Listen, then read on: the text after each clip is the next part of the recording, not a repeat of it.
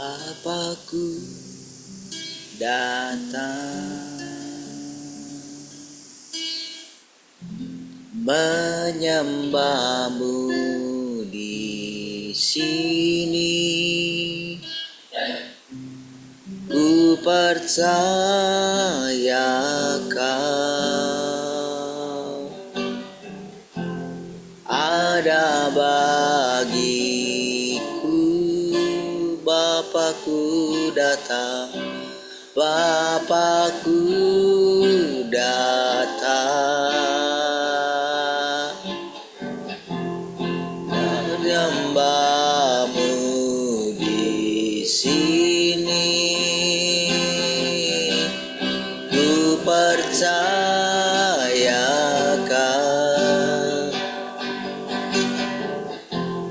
ada bagiku.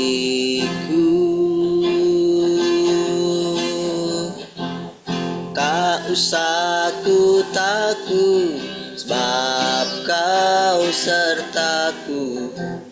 Tak usah ku bimbang, kau di dalamku. Tak usah ku cemas, kau penghiburku. Saat ku lemah, kau kuatku. Ku nyanyi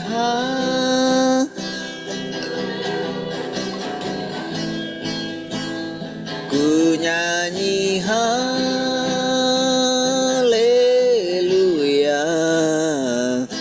Sungguh kau hebat, ajaib perkasa buatanmu di hidupku.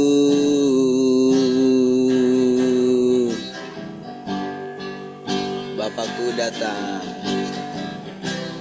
Bapakku datang menyembahmu di sini. Ku percayakan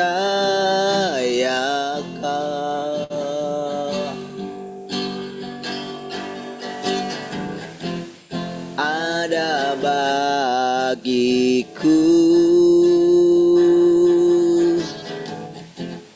Tak usah ku takut, sebab kau sertaku. Tak usah ku bimbang, kau di dalamku. Tak usah ku cemas, kau penghiburku. Saat ku lemah, kau kuatku.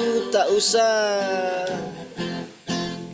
usah ku takut, sertaku. Tak usah ku bimbang, kau di dalamku. Tak usah ku cemas, kau penghiburku. Saat ku lemah, kau kuatku. Ku nyanyi haleluya.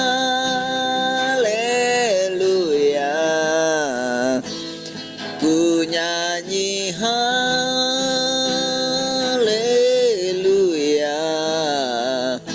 Sungguh kau hebat, ajaib perbuatanmu. Oh, ku nyanyi haleluya.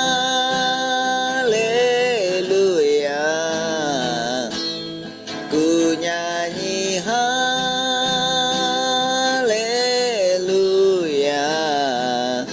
Sungguh kau hebat, ajaib perkasa perbuatanmu.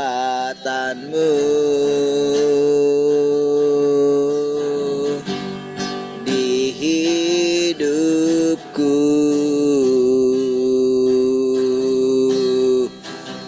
Oh, perbuatanmu ajaib, pekerjaanmu hebat dalam kami.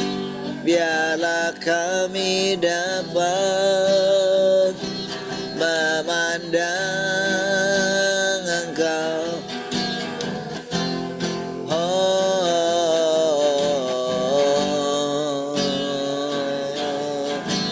haleluya. Oh, terpujilah Engkau selamanya.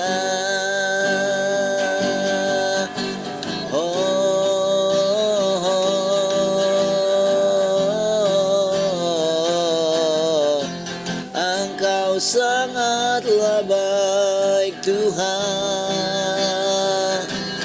Oh, ku nikmati keindahan keagungan-Mu, oh Tuhan. Ku nikmati kemuliaan-Mu, menyembah-Mu dengan segenap hatiku.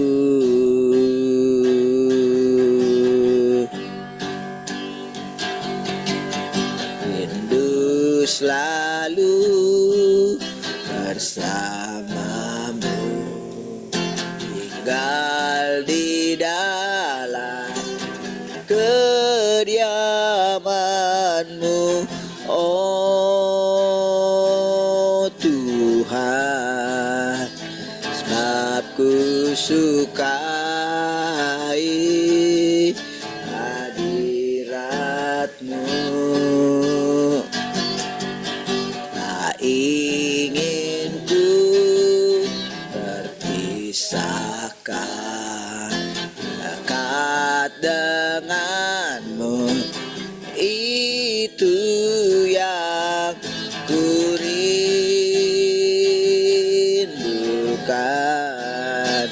sebab ku dapati kedamaian.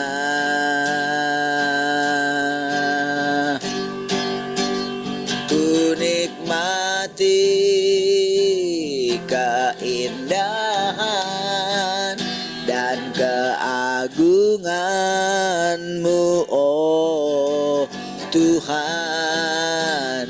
Ku nikmati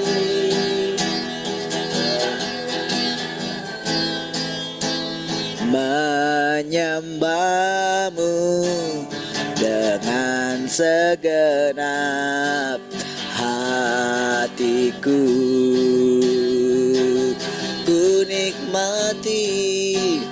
Ku nikmati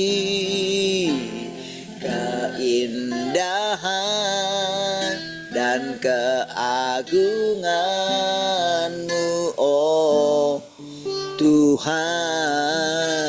Ku nikmati kemuliaan-Mu, menyembah-Mu dengan segenap hatiku.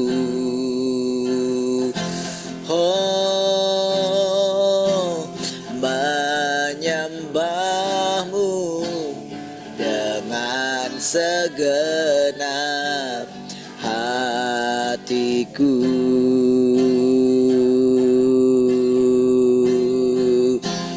Menyembah-Mu dengan segenap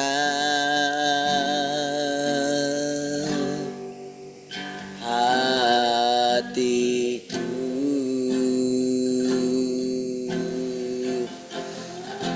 Oh,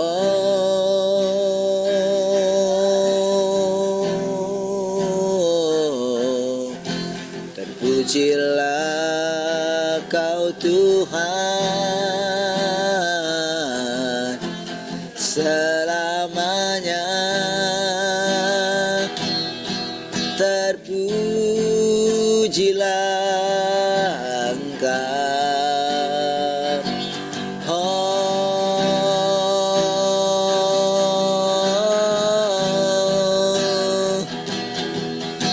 terpujilah selamanya, oh, haleluya.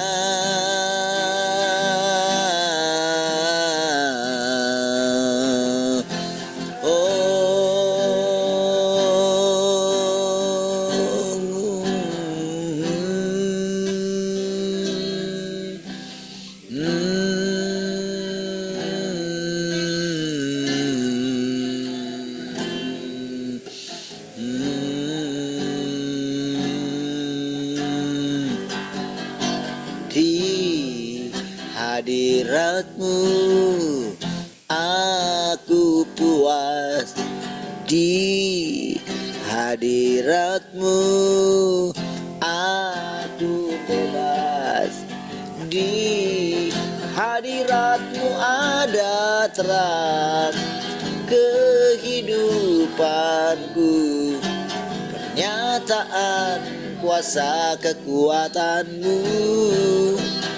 Di hadirat-Mu ku datang, persembahkan lagu di hadapan Rajaku. Di hadirat-Mu, di hadirat-Mu aku puas, di hadirat-Mu aku bebas, di hadirat-Mu ada terang kehidupanku, pernyataan kuasa kekuatan-Mu. Di hadirat-Mu ku datang, persembahkan lagu di hadapan di hadirat-Mu ada terang kehidupanku, pernyataan kuasa kekuatan-Mu. Di hadirat-Mu ku datang, persembahkan lagu di hadapan Rajaku. Oh, di hadirat-Mu ada terang kehidupanku, pernyataan kuasa kekuatan-Mu. Di hadirat-Mu ku datang, persembahkan lagu di hadapan Rajaku, persembahkan lagu di hadapan Rajaku, persembahkan lagu di hadapan Rajaku.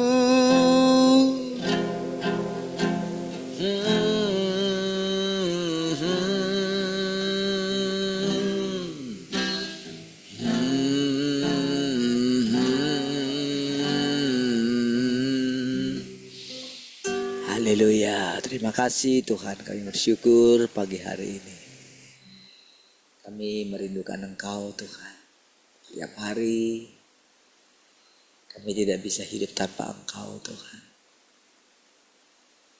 Setiap hari kami membutuhkan memandang Engkau Tuhan, memandang segala pekerjaan.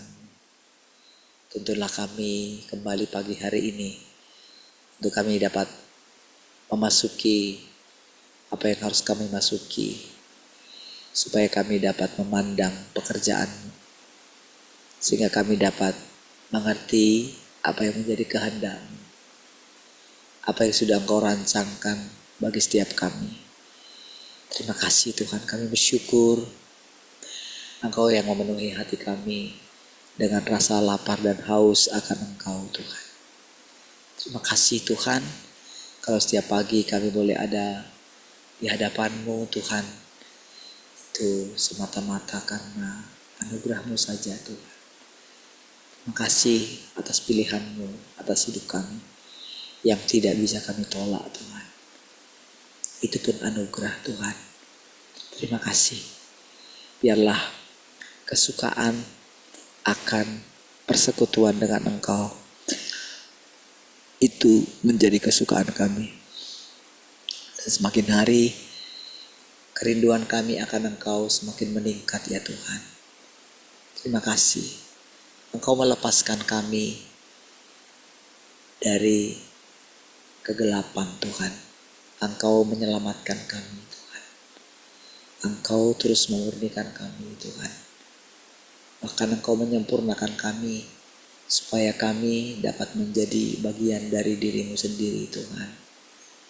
Terima kasih Tuhan, kami bersyukur. Terpujilah Engkau Tuhan. Kiranya pagi hari ini Engkau kembali menyatakan diri-Mu Tuhan. Terpujilah Engkau Tuhan. Haleluya. Mari kita yang mengasihi Tuhan sama-sama katakan amin. Baik, puji Tuhan saudara. Shalom, selamat pagi semua. Selamat Paskah.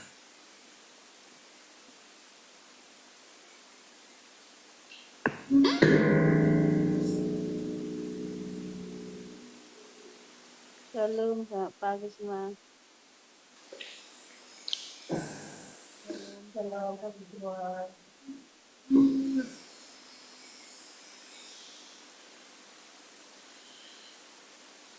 Shalom Heni, selamat Paskah.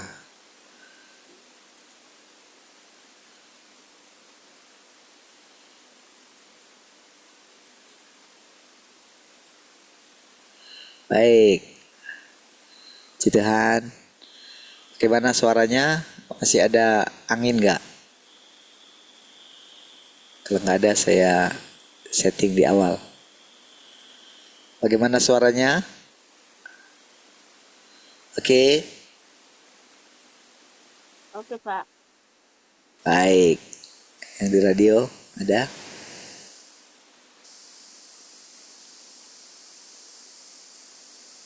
Ada ya, satu ya. Baik. Puji Tuhan, saudara. Haleluya. Ada 3 ya.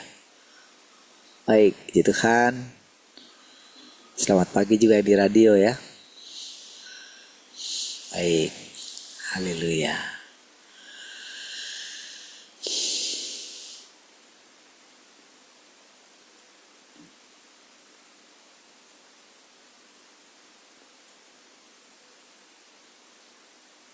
Oke.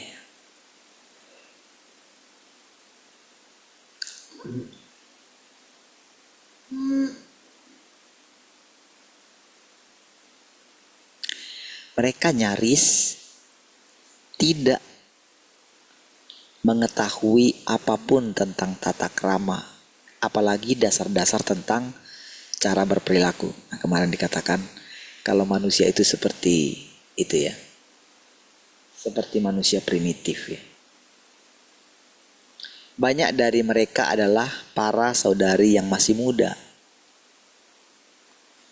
Meskipun mereka mungkin terlihat cerdas dan sopan dan telah bertumbuh dewasa secantik bunga, tetap mendandani diri mereka sendiri dengan gaya alternatif. Rambut saudara-saudari menutupi seluruh wajahnya, membuat matanya sama sekali tak terlihat. Meskipun raut wajahnya bersih dan saleh, ini bukan secara fisik ya. Gaya rambutnya menjijikkan, memberikan sensasi yang aneh, seolah-olah dia adalah pelanggar hukum nomor 1 di pusat penahanan remaja. Matanya bening dan bersinar seperti zamrud dalam air, diimbangi dengan pakaian dan gaya rambutnya, membuatnya tampak bagaikan sepasang tentara. Terlihat secara tiba-tiba di malam yang gelap gulita.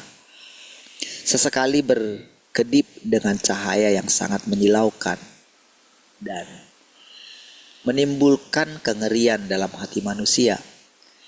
Meskipun demikian, tampaknya dia juga seolah-olah dengan sengaja bersembunyi dari seseorang. Ketika aku bertemu dengannya, dia selalu memikirkan cara-cara untuk menjauh dari tempat tersebut. Seperti seorang pembunuh yang baru saja membunuh seseorang. Dan karena sangat takut ketahuan, terus-menerus menghindar. Dia juga seperti orang Afrika berkulit hitam yang telah menjadi budak selama beberapa generasi dan tidak pernah bisa mengangkat kepala mereka di hadapan orang lain. Nah, ini keadaan seseorang yang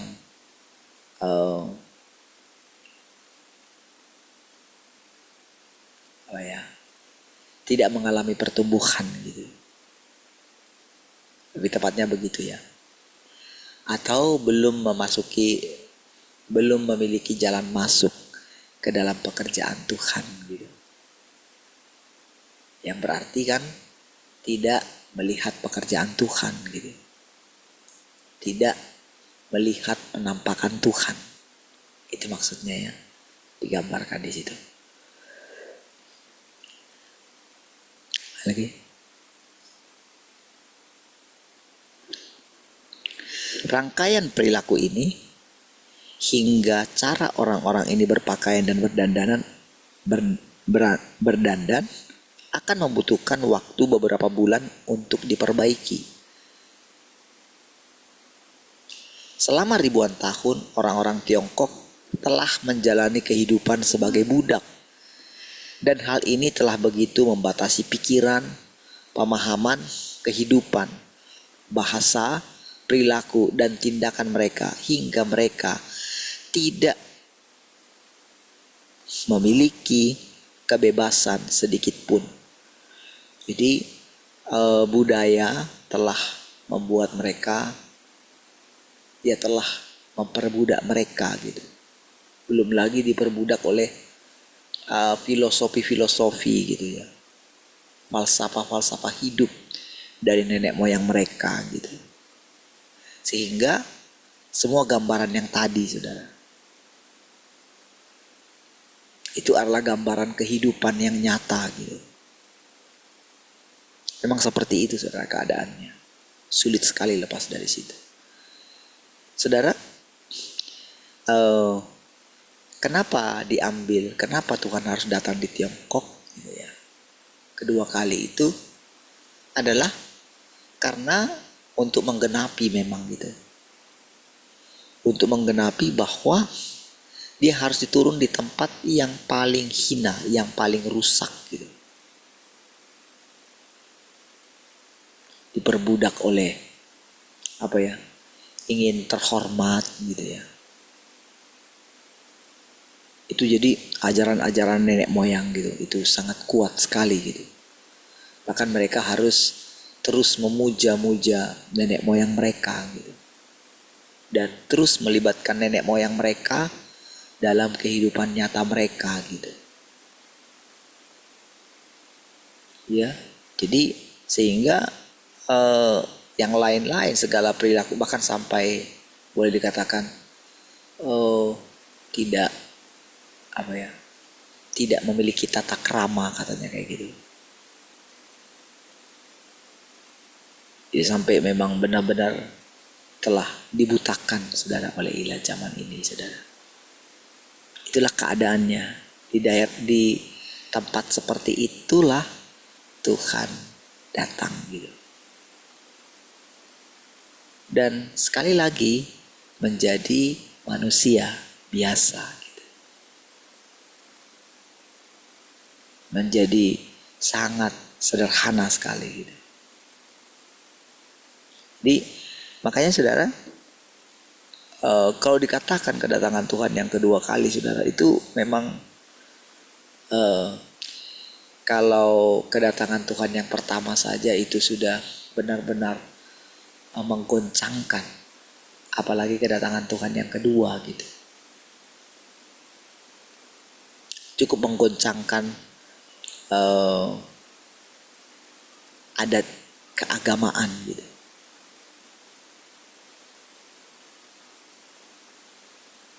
Kedatangan yang pertama saja saudara itu benar-benar sampai mereka berkata, siapakah yang percaya kepada pemberitaan kami gitu.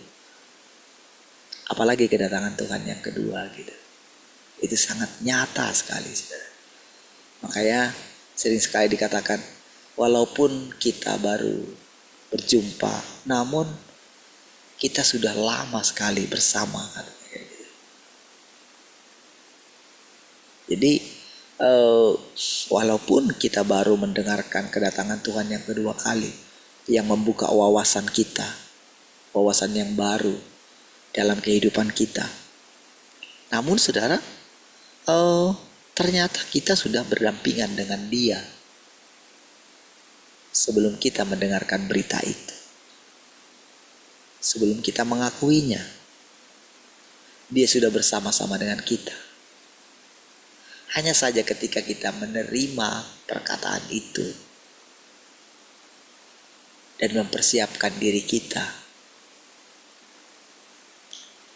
mempersiapkan minyak kita, disitulah kita baru bisa disebut wanita yang bijaksana gitu.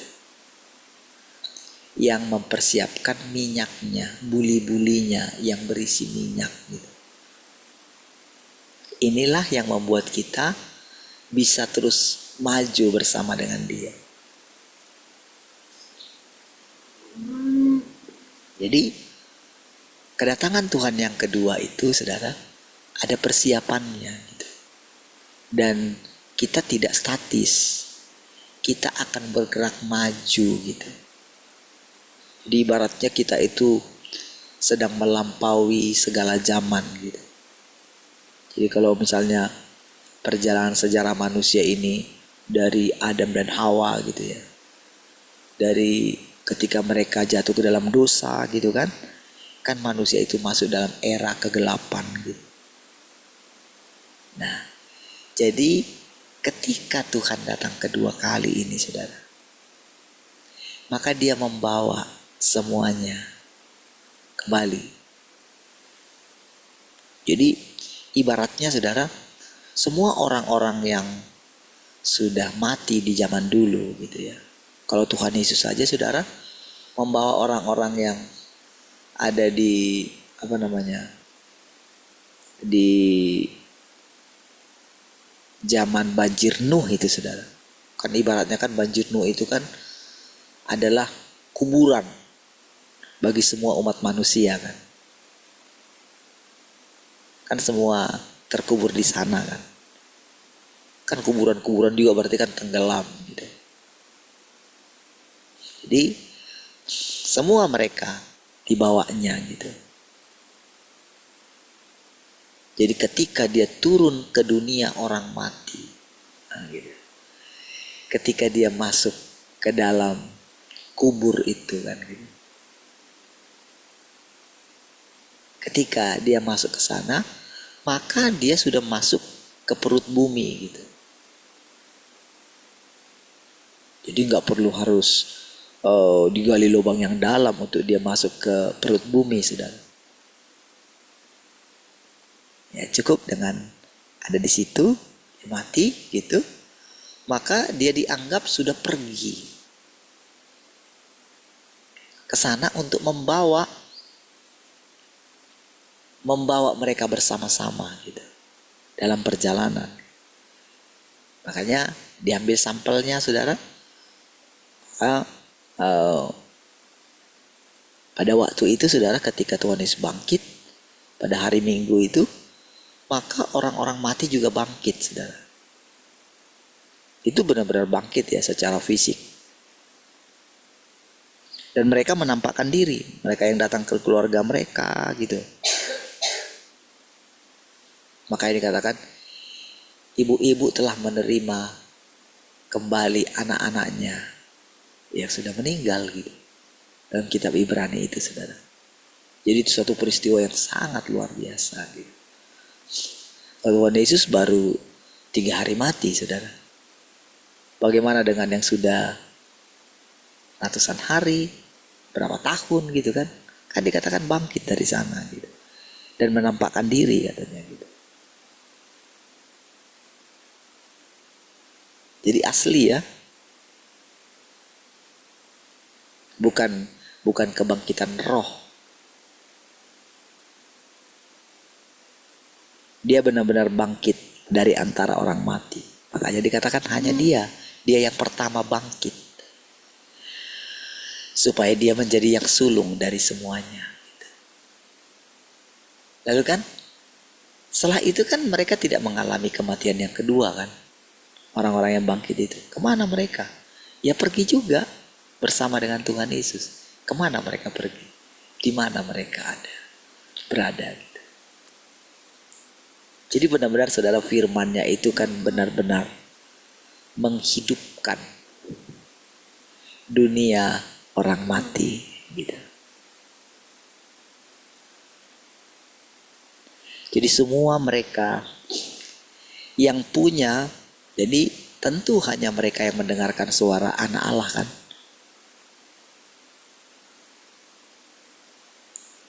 Kalau semasa hidup mereka tidak pernah menghiraukan tentang keselamatan mereka, mana mungkin saudara mereka bisa mendengarkan suara anak Allah itu, saudara.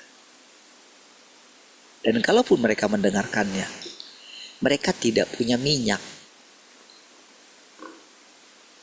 Karena minyak itu adalah semangat untuk melihat bahwa ada kehidupan setelah ini gitu. Jadi orang-orang yang tanpa sadar saudara sudah dicengkeram gitu, tapi dia tidak menyadarinya gitu. Dicengkeram oleh dunia ini gitu.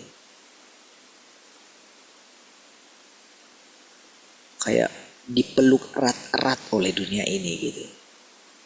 Sehingga tidak bisa melihat terang, tidak bisa keluar dari perbudakan dunia ini, saudara.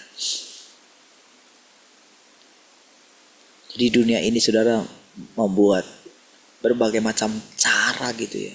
Dari sistemnya, dari permainan, dari apa saja, dari budaya, dari adat istiadat. Wah, itulah yang disebut sebagai sistem yang mengikat manusia di dunia ini gitu. Dengan makanan-makanan, dengan apa saja gitu. Memang mustahil saudara untuk manusia itu bisa lepas keinginan untuk dipuji.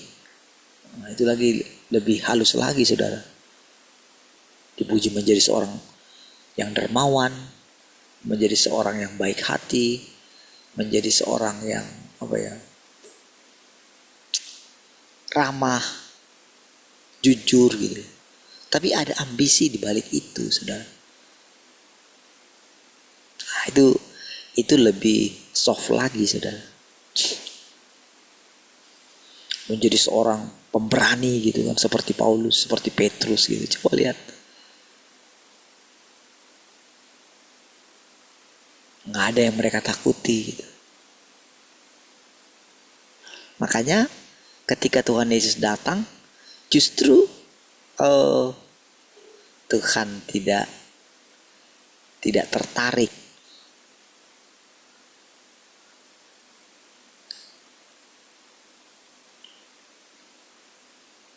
Makanya saudara, kalau saudara lihat ya, ketika Tuhan Yesus itu ketika dia mau disalibkan itu, dia sangat gentar gitu. Kalau kita bandingkan dengan Paulus, Paulus nggak ada takutnya dia. Kalau kita bandingkan dengan apa yang dialami oleh orang-orang ini kemudian, saudara, kalau saudara lihat dari filmnya itu, saudara, wah itu lebih mengerikan lagi.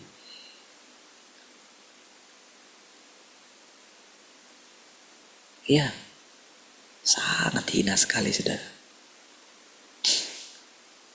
Apalagi kalau yang diperlakukan itu adalah perempuan saudara. Itu ngeri sekali saudara. Sangat memalukan sekali, sangat hina sekali.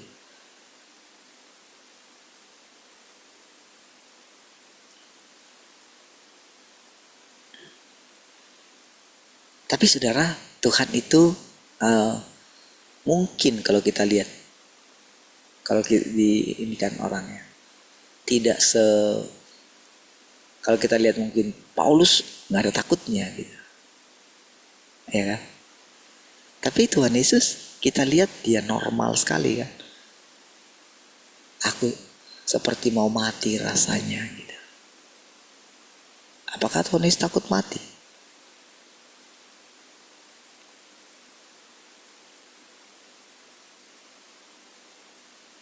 Saya rasa yang paling ditakutkan dia adalah kalau dia sampai menggunakan kuasanya.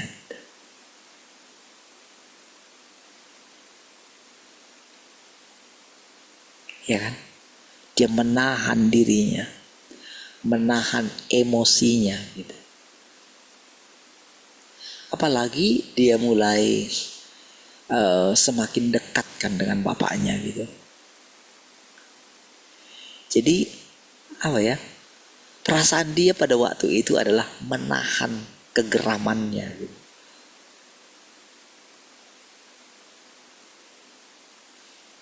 Di saat manusia itu saudara. Jadi dia harus menahan gitu gejolak yang ada di dalam hatinya gitu. Itu sebetulnya saudara. Karena kan dia pencipta. Seluruh kepenuhan Allah berkenan tinggal di dalam dia. Dia adalah anak tunggal. Nggak ada yang lain selain dia. Hanya ada satu-satunya anak itu gitu.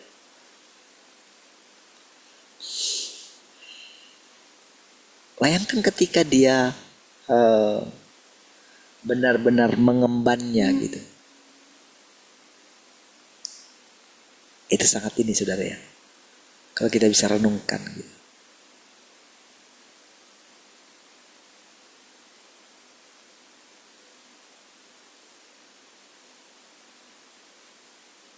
Kalau boleh Bapak gitu, lalukanlah cawan ini. Tapi jangan kehendakku, kehendakmu lah yang jadi. Saudara, sebagaimana saudara kita ini setiap hari memiliki kebebasan untuk memilih apa yang mau kita lakukan setiap hari. Ya kan? Setiap hari sudah kita diberikan kebebasan. Tuhan tidak ada di samping kita kayak apa kita ya, kayak selalu mengawasi kita.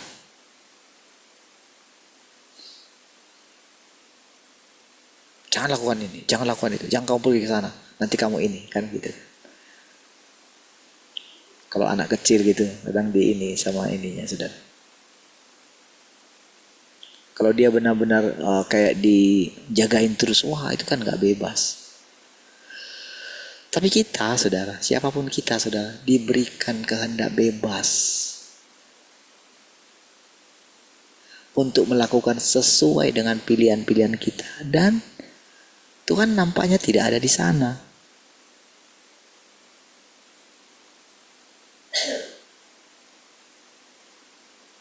Makanya saudara, Tuhan Yesus juga ketika dia berdoa itu saudara, cobalah bayangkan ketika saudara berdoa. Bayangkan saja dulu. Karena Tuhan Yesus itu juga, jadi dia harus menanggung apa yang kita tanggung. Jadi untuk memikirkan apa yang ditanggung oleh Tuhan Yesus sebagai manusia pada waktu itu, pikirkanlah apa yang sedang saudara tanggung hari ini. Itu cara sederhana, saudara, untuk kita boleh membayangkan apa dalam pikiran Tuhan Yesus pada saat itu, saudara. Kita boleh membayangkannya. Karena kan Tuhan bilang, Tuhan itu turut merasakan apa yang dirasakan oleh manusia. Gitu. Makanya saudara tinggal renungkan saja hari ini. Gitu. Apa yang sedang kau takutkan? Apa yang sedang kau khawatirkan? Gitu. Lalu, di saat yang sama, ketika dia berdoa, apakah dia melihat Bapa itu? Apakah dalam hal itu ketika dia berdoa itu, apakah seperti hari-hari yang biasanya mereka bercanda dengan Bapa itu, seperti yang kita alami? Kita bisa mengalami bersenda gurau dengan Tuhan, gitu kan? Ya. Ketika pada masa seperti itu, saudara, coba kira-kira lihat posisi antara Yesus dan Bapa itu, saudara. Perhatikan. Coba renungkan sedikit. Kenapa dia bisa benar-benar memohon pada waktu itu? Berarti kan pada waktu itu dia itu tidak mengetahui. Dia diizinkan mengalami seperti yang kita alami. Karena memang ya harus seperti itu dong gitu. Karena kan dia sedang menghidupi kehidupan semua manusia, saudara. Tuhan itu sendiri. Dari situ nanti saudara akan tahu apa arti kedatangan Tuhan yang kedua kali. Kalau enggak, saudara hanya menanti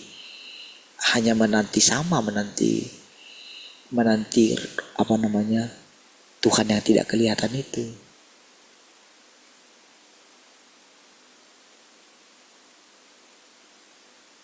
Berarti kan pada saat itu, saudara, Yesus itu benar-benar sedang mengemban, sedang menjalani hidup seperti semua manusia.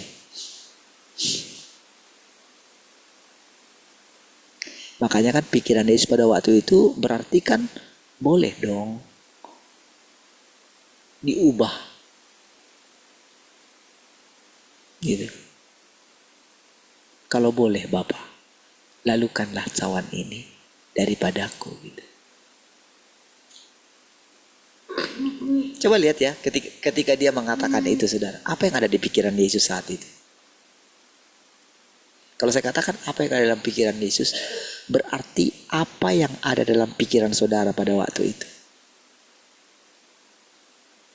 Oke ya? Jadi jangan mengatakan apa yang ada dalam pikiran Yesus saat itu. Jadi ibaratnya, saudara, Yesus itu saudara sendiri sekarang. Karena saudaralah manusia. Makanya Yesus dikenal sebagai anak manusia.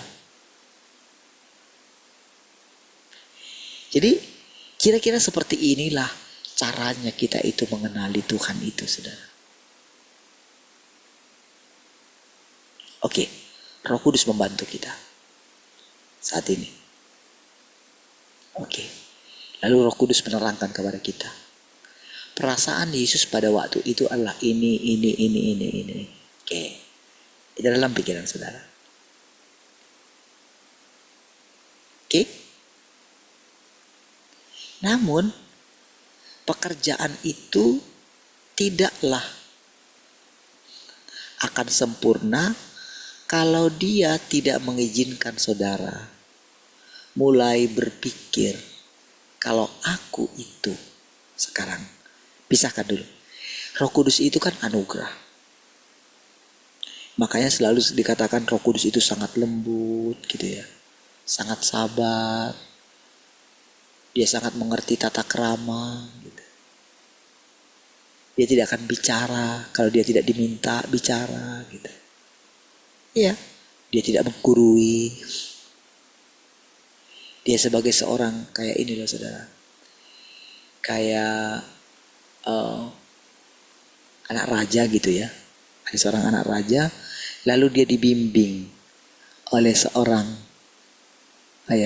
ibu gitu atau seorang pelayan gitu. Ya, coba bayangkan ya, seorang anak raja. Walaupun dia masih kecil saudara, si anak raja ini. Jadi walaupun itu dia diasuh, jadi pengasuhnya ini tidak sembarangan saudara. Tidak sembarangan misalnya mukul anak raja ini, nggak bisa dia.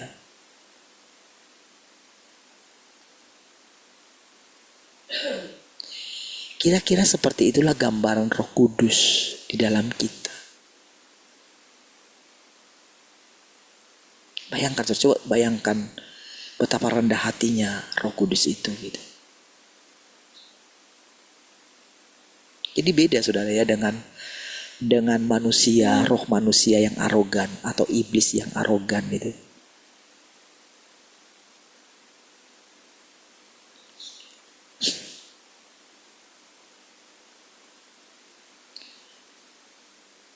Sulit saudara untuk membayangkan kalau pribadi Roh Kudus seperti itu gitu. Iya.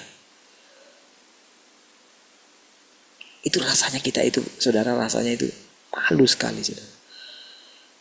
Kalau kita membayangkan Roh Kudus selembut itu saudara.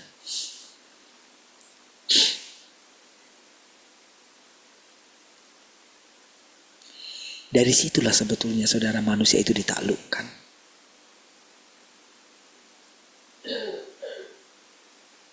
Karena masalahnya saudara, kita itu tidak sadar kalau kita sombong. Gak sadar sama sekali. Itulah rusaknya kita.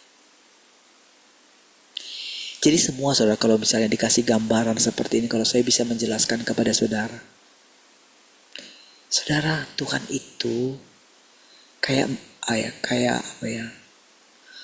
mengizinkan saya itu berbicara sebebas-bebasnya gitu. Karena memang Tuhan terikat dengan perkataannya.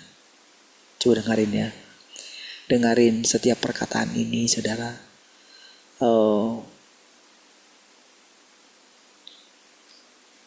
Baik-baik gitu. Ikuti alur gaya berbicaranya gitu.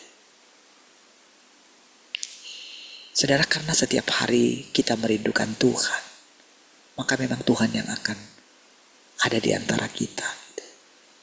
Tapi coba perhatikan saudara, bagaimana gaya bicara Tuhan itu. Lalu perhatikan kelembutannya dari yang saudara dengar ini. Jadi iman kita itu mesti kita buat menjadi nyata gitu. Karena dia sendiri yang bilang, di mana 2-3 orang berkumpul di dalam namaku. Ini bukan sekedar di dalam namanya lagi gitu. Ini benar-benar kan iman kita bersepakat. Kita tinggal di dalam dia.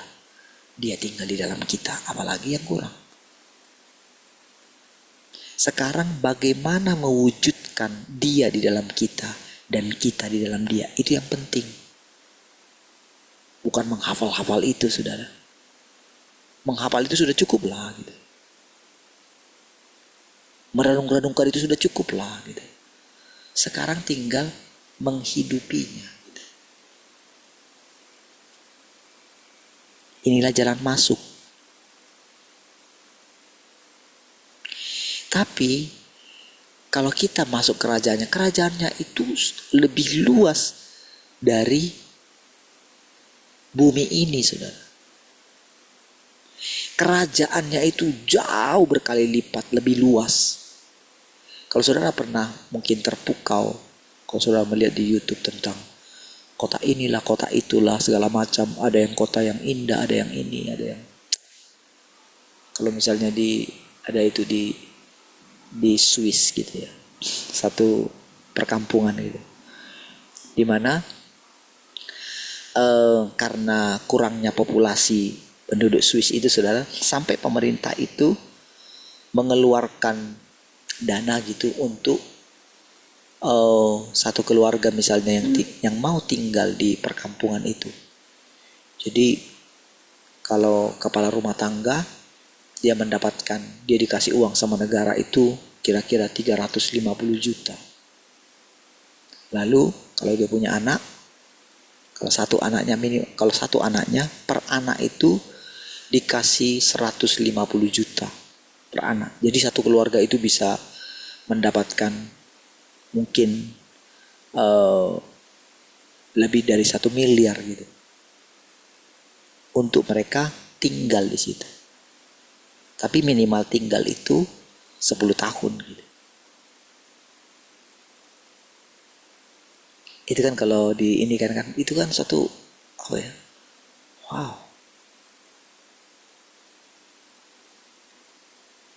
Kan mereka harus tinggal di sana. Itu kan di bagian belahan. Kalau kita boleh katakan ya itu ya surga lah gitu. Karena kan permasalahan katanya di dunia ini katanya kan cinta uang katanya gitu. Tapi kalau di situ kan berarti gimana gitu?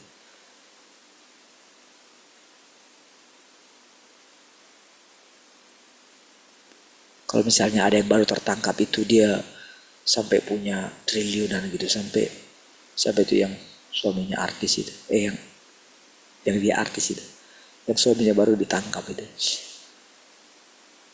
triliunan, merugikan negara ratusan triliun, 271 triliun apa gitu. Yang melakukan pernikahan kayak Cinderella itu saudara. Saudara mungkin kan bagi orang ya mereka sudah menikmati segala, mereka bisa makan apa aja, mereka bisa tidur di hotel mana aja gitu.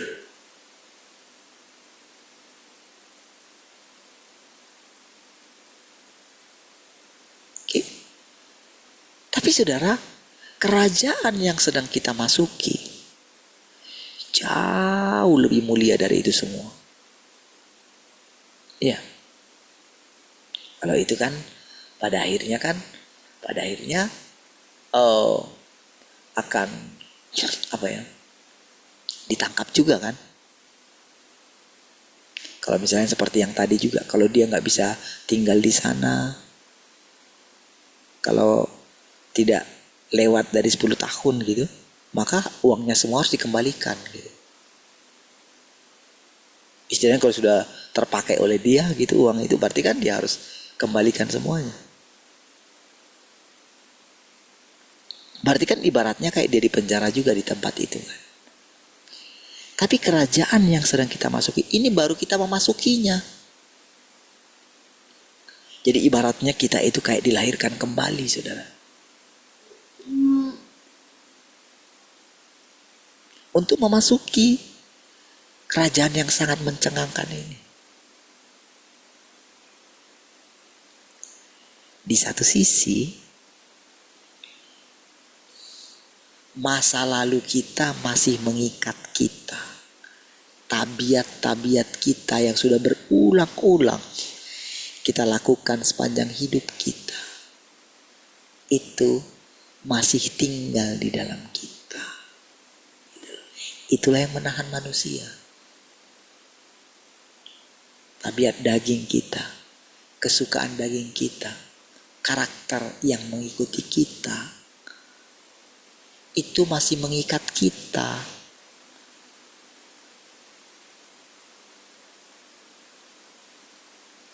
Apalagi kalau masih umur 20 tahun, 21 tahun, apalagi di bawah itu perjalanan masih panjang sekali saudara.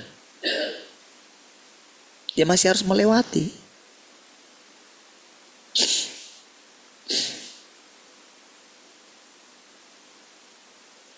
Tetapi siapapun yang mendengarkan, makanya dikatakan dalam firman Tuhan itu, karena Tuhan akan mengajar mereka.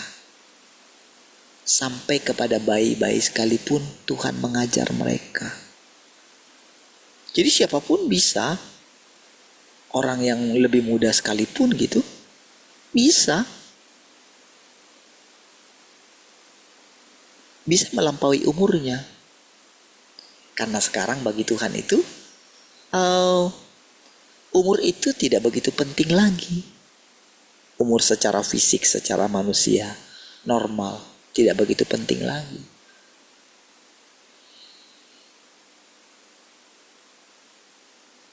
Yang lebih penting adalah bagaimana orang itu bisa menikmati hidupnya Tuhan. Oke. Jadi mari lihat saudara ya. Jadi ketika tadi saudara Tuhan itu berusaha menjelaskan kepada kita apa yang dialaminya, apa yang dialami oleh Tuhan Yesus pada waktu itu. Ya kan? Bagaimana Yesus ketika dia dulu menghadapi itu, bagaimana dia mau menjelaskan kepada saudara? Disitulah saudara, dia pinjam kembali tubuh saudara. Dia pinjam kembali pikiran saya. Sekarang, kira-kira kalau kamu ingin mengetahui apa yang kupikirkan saat itu, sekarang aku tanya balik kepadamu. Kira-kira kalau engkau pada saat itu, ketika engkau berdoa kepada Bapa yang tidak kelihatan itu, sama seperti aku. Makanya aku berdoa, kalau boleh Bapa gitu. Karena pada waktu itu saya berpikir, ini yang kamu pikirkan kan? Nah gitu. Sekarang aku cerita balik. Sekarang gini deh, ya, aku coba pancing kamu dulu, gitu. Untuk saya coba korek apa yang ada di pikiranmu saat ini. Ini antara saya dengan dia ya. Lalu saya ceritakan sama saudara.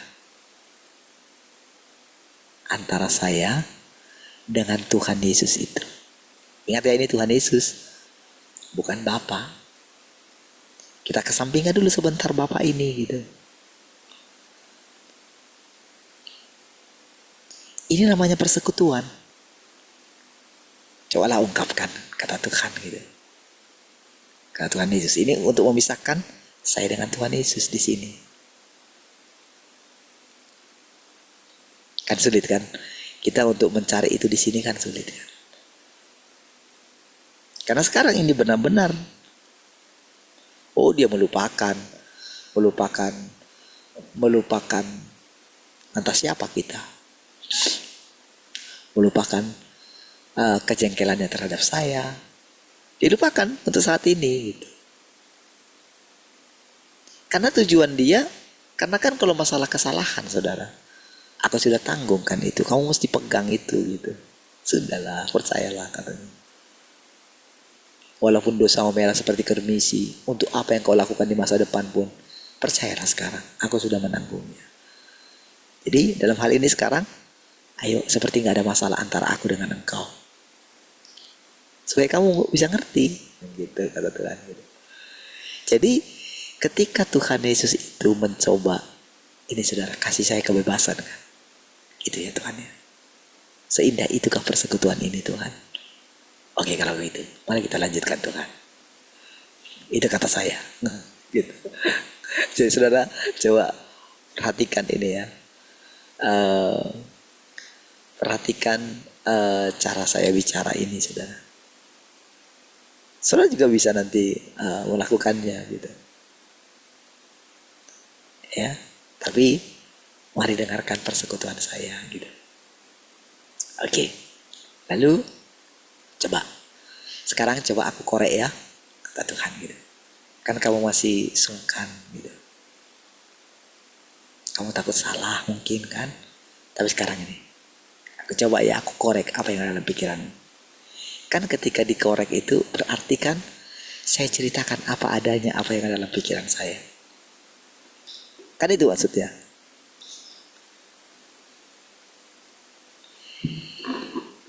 Kan seperti itu artinya saya memberikan kedaulatan kepada Tuhan, itu kan seperti itu artinya gitu. Kan gini kan yang ada dalam pikiranmu. Tentu kan kalau dia bilang ini yang ada dalam pikiranmu, tentu kan saya harus ungkapkan dong apa yang ada dalam pikiran saya sejujur-jujurnya. Nangkap ya?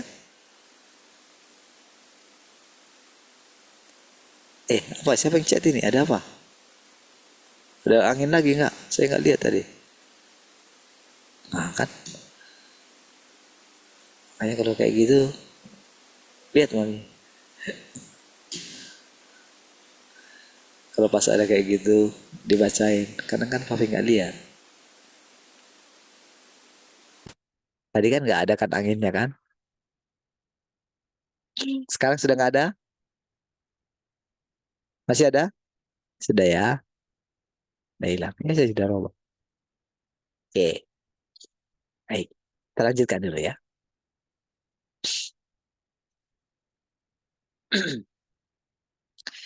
Jadi saudara, ketika saya coba ceritakan, ini saya ceritakan di apa yang dalam pikiran saya. Nanti lalu cross check dengan apa yang di pikiran saudara. Ini saya katakan apa yang ada dalam pikiran saya. Lebih baik begitu, saudara. Ya, yang ada dalam pikiran saya adalah ini. Jadi pada waktu itu, Yesus itu, dalam pikiran saya ya, saya coba korek kata Tuhan tadi kan. Di situ kan saya sedang melibatkan Tuhan. Di situ artinya saya sedang mengakui Tuhan. Dari mana kita tahu, saudara, kalau Tuhan itu nyata? Kalau kita tidak akui dia. Kalau kita tidak izinkan dia berbicara. Kalau kita izinkan dia berbicara, berarti kan dalam hal itu, saudara, kita harus mengakui dia di atas kita. Maka disitulah nanti eh, tiba-tiba saja kita nggak tahu dari mana, karena yang ada di pikiran kita itu hanya Tuhan. Gitu. Oh, kalau dalam hal itu, saudara, oh iblis nggak bisa ganggu kita di situ gitu. Karena kan kita sudah bertekad, karena kita tidak membiarkan dia turut campur. Ini namanya persekutuan rahasia.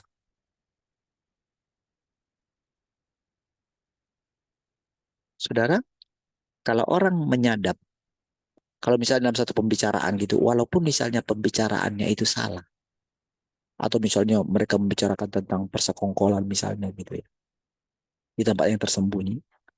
Lalu kalau ada lawan politiknya menyadap, walaupun yang dibicarakan mereka itu sesuatu persekongkolan yang jahat, tetapi karena mereka menyadap tanpa tanpa izin, yang menyadap ini walaupun dia benar atau gimana gitu, dia bisa ditangkap oleh karena ada peraturan. Jadi nggak sembarangan itu di situ. Sama dengan kayak gini, saudara. Jadi, saudara, sorga itu punya peraturan yang sangat ketat, lebih ketat dari peraturan dunia ini. Kita mesti ngerti prinsip ini supaya kita itu tidak tidak buyar gitu, tidak ambiar pemahaman kita dalam persekutuan kita ini. Kita mesti ngerti hukum-hukum itu, saudara. Itu yang meneguhkan hati kita. Jadi ketika saya bicara ini, saudara, kenapa saya berani bicara seperti ini? Lancar bicara seperti ini? Ya karena memang tujuan Tuhan adalah untuk supaya setiap orang mengakui keberadaannya. Jadi kalau ada seseorang yang sangat tulus, benar-benar merindukan dia, yang lapar dan haus akan kebenaran, prinsip firman Tuhan, mereka pasti dipuaskan.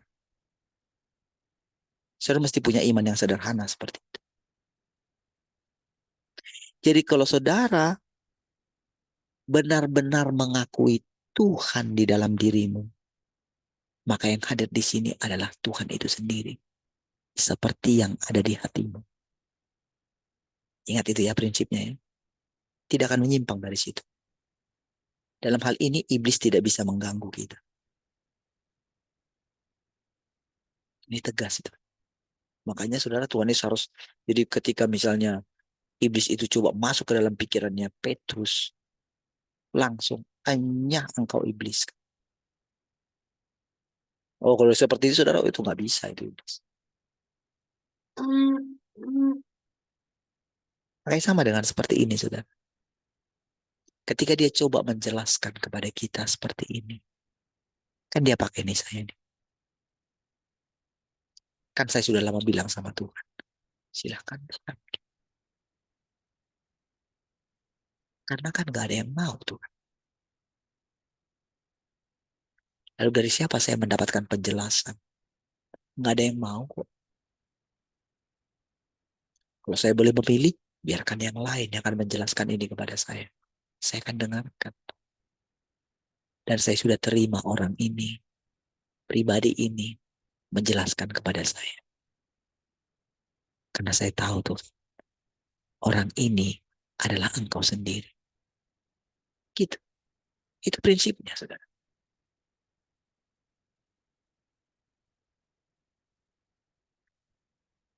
Tanpa perlu saya cari, selidiki. Anak siapa dia, siapa bapaknya, apa yang sedang, nggak perlu. Karena yang mau saya lihat adalah Tuhan itu sendiri. Jadi coba bayangkan sekarang. Jadi dalam hal ini saudara, ibaratnya Bapak itu tidak ikut nimbrung ketika Yesus berdoa. Ya, karena memang jadi dari doanya Tuhan Yesus itu, saudara mesti jujur mengamatinya. Jangan saudara anggap ketika Yesus berdoa pada waktu itu, jangan saudara anggap dia seperti Tuhan sekarang yang ada dalam pikiran saudara. Jangan. Jangan dulu. Nanti saudara nggak akan ngerti. Nggak akan ngerti jalan masuknya. Karena karena dia itu apa adanya. Nggak bisa. Nggak bisa berpura-pura. Kalau berpura-pura gitu, kita nggak akan mengerti jalan ceritanya ini sebenarnya. Sampai kapanpun kita nggak mengerti apa perasaan Yesus pada waktu itu.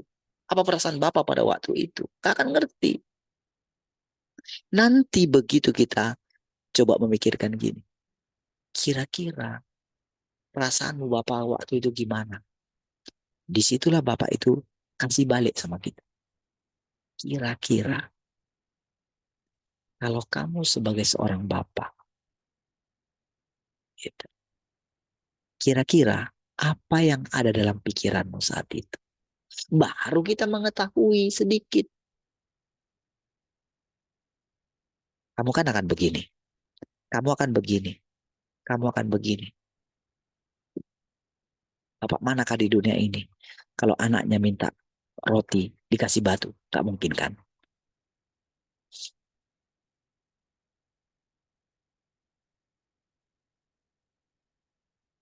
Gak mungkin kan?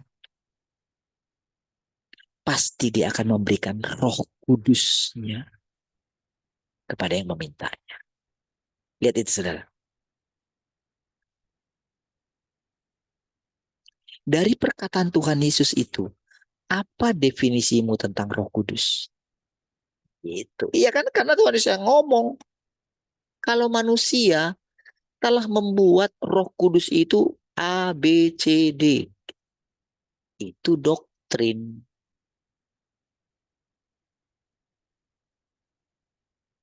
Bahasa surga nggak kayak gitu. Dia akan memberikan Roh Kudusnya. Artinya, Roh Kudus itu hanya miliknya Bapa gitu. Hanya miliknya Allah yang sangat sempurna itu. Jadi saudara mesti buat di dalam dirimu itu ada satu pribadi yang tidak sama dengan apapun yang pernah kau kenal.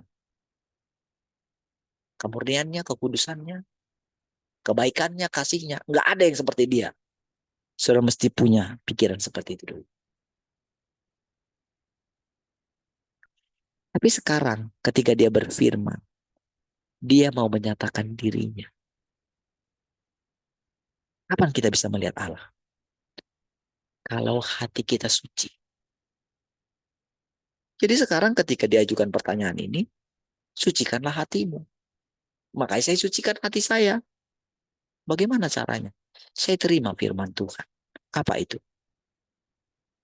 Walaupun dosamu merah seperti kirmiji, akan jadi putih seperti salju. Oh, aku sudah menanggung di atas kayu salib semua segala pelanggaran. Oh, oh gitu Tuhan. Baik Tuhan.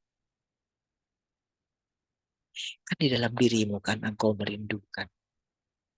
Bagaimana caranya lepas dari dosa ini kan? Dari segala tabiatmu kan. Kan engkau mengetahui tentang bagaimana dirimu. Bagaimana kerusakanmu selama. Engkau mengetahui kan? Iya. Apakah aku tidak mengetahuinya? Ya, engkau mengetahuinya Tuhan.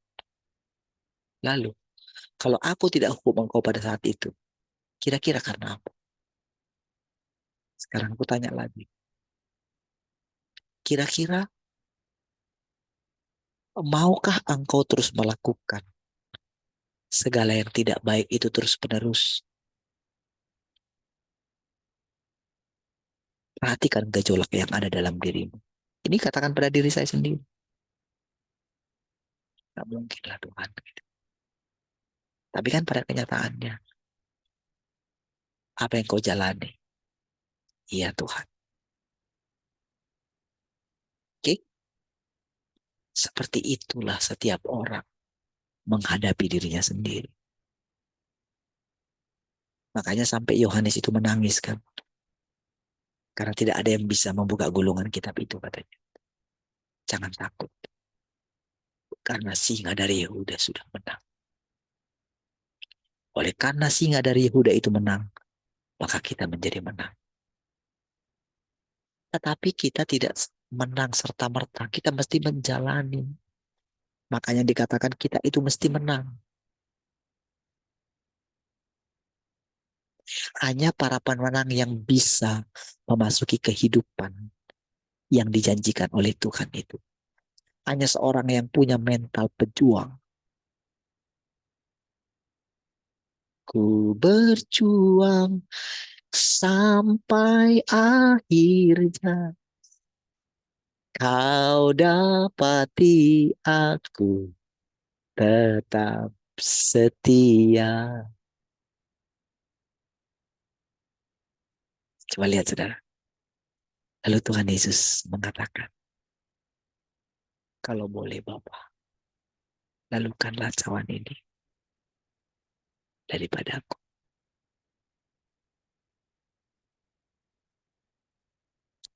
Kan ceritanya sampai 3 kali dia berdoa. Ya kan?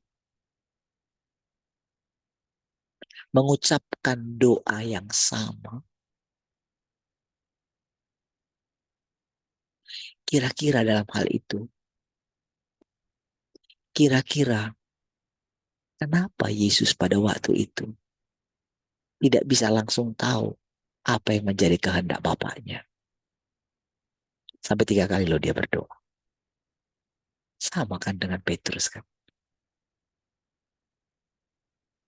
Ayam harus berkokok 3 kali dulu. Dia harus menyangkal dulu 3 kali. 3 kali Paulus mengatakan ambillah duri dalam daging ini kan. Betul kan?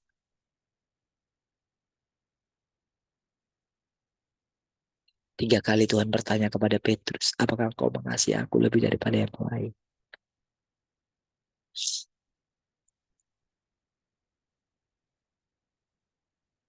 Kalau sama saya, sampai berapa lama kamu kayak gini terus?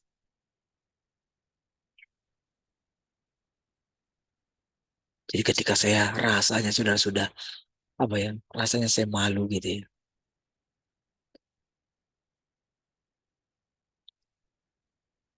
Ketika ada orang yang saya ingat dulu gitu ya, sampai harus diganti Tuhan sampai 3 kali uangnya ini. Karena saya setiap kali melewati tempatnya gitu, saya selalu teringat uang saya ada di dia gitu. Tuhan sudah ganti. Sampai 3 kali diganti sama Tuhan. Sampai Tuhan bilang kayak gini, mau berapa?